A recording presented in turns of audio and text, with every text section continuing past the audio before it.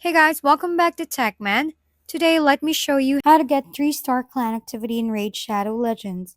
Getting 3 stars in clan activity in Raid Shadow Legends is all about consistency across your whole clan. Each member can contribute up to 90 activity points daily by doing things like campaign battles, dungeon runs, arena fights, clan quests, and clan boss battles. At the end of the day, the clan's total points determine the star rating, and 3 stars is the max, showing your clan was highly active.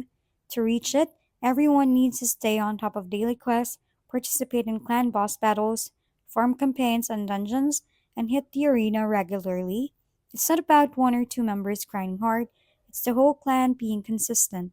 The more active everyone is, the easier it is to hit the 3-star rating and keep your clan thriving. If we've been helpful, kindly give us a thumbs up and don't forget to hit the subscribe and bell button for more contents. For any questions and suggestions, comment down below.